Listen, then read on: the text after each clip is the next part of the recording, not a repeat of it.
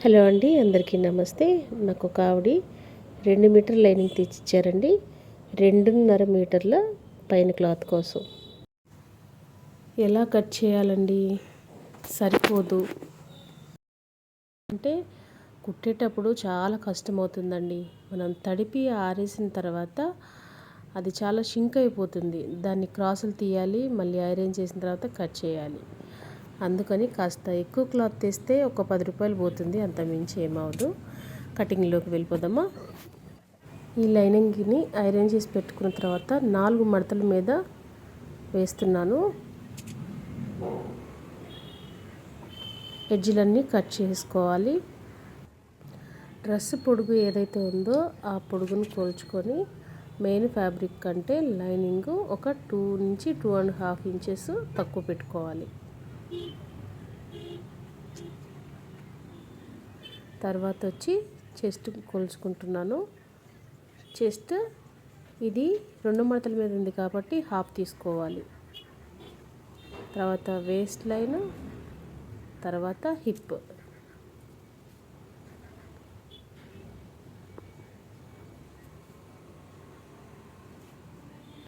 మన షోల్డర్ నుంచి హిప్ వరకు, అంటే కట్స్ ఎక్కడి నుంచి స్టార్ట్ అవుతాయో అక్కడ వరకు ఒక లైన్ తీసుకుంటున్నా.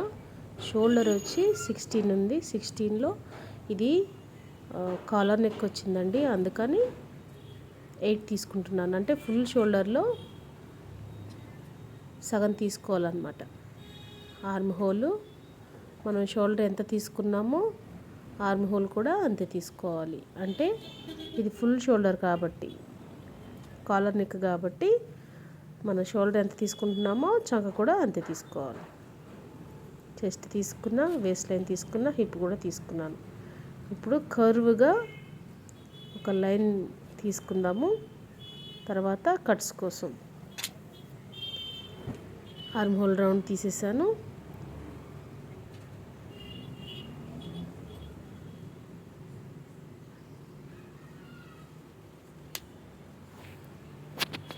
ఎంత ఉందనేది అక్కడ నెంబర్ వేసాను అనమాట.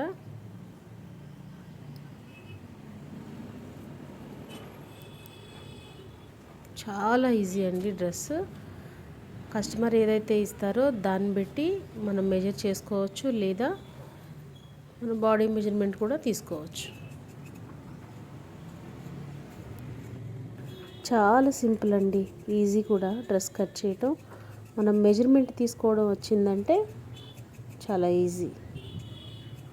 చూసారా, ఈ విధంగా కట్ చేసుకున్న తర్వాత కింద ఫోల్డ్ వచ్చింది కదా, అది కట్ చేస్తున్నాను.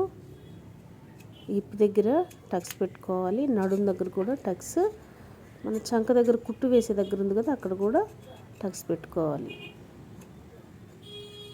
ఫ్రంట్ పార్ట్ వచ్చి కొంచెం ఆర్మ్ హోల్ డౌన్ తీసుకోవాలి.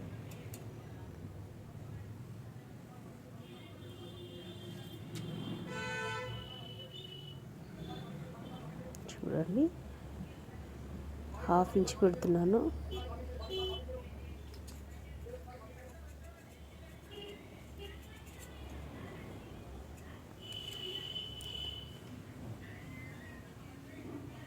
ఇప్పుడు వచ్చి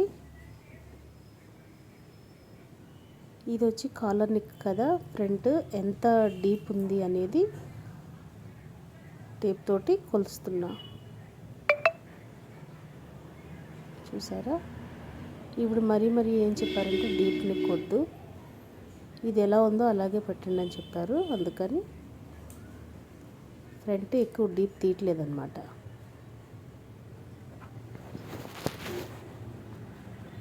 ఇది కట్ చేసుకున్న ఓకే. డైరెక్ట్ పేపర్ ఫీజింగ్ ఉంటుంది కదా, ఆ పేపర్ స్టిక్ పెట్టి ఐరన్ చేసుకోవచ్చు.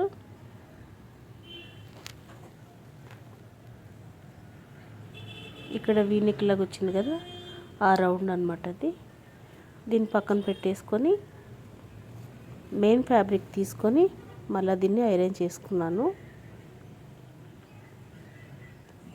ఇలా ఫ్రంట్ డిజైన్ లాగా వచ్చింది కదా ముందు సైడు, అది లేకుండా ఉంటే మనం దీన్ని కూడా 4 మడతలు వేసేసుకోవచ్చు. చూసారా, ఈ విధంగా ఇప్పుడు ఈ ముందు నెక్ దగ్గర డిజైన్ వచ్చింది కదా, అలాగే మనం ఫ్రంట్కి ఆర్మ్ హోల్ డౌన్ తీసాం కదా, ఫ్రంట్ పార్ట్ ఫ్రంట్ పెట్టేసి కట్ చేయొచ్చు.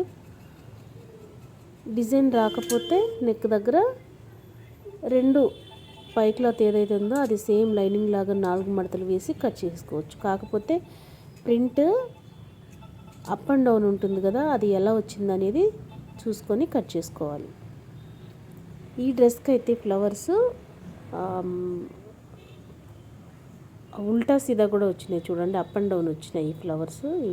లీఫ్లు ఏదైతే ఉన్నాయో అవి ఫ్రంట్ తీసేసాను. ఇప్పుడు బ్యాక్ అన్నమాట. సేమ్ లైనింగ్ ఎలా కట్ చేసుకున్నామో అలాగే, కాకపోతే లైనింగ్ కంటే మెయిన్ ఫ్యాబ్రిక్ ఒక 2.5 ఇంచెస్ లెంత్ పెట్టుకోవాలి.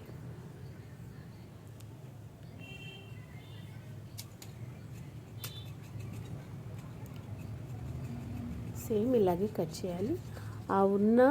ఆ సైడ్కి వచ్చిన పీసులని నేనైతే చేతులు తీసుకున్నాను, 15 ఇంచులు పొడవు తీసుకున్నాను. చేతులు సైడ్ జాయింట్లు పడ్డాయి.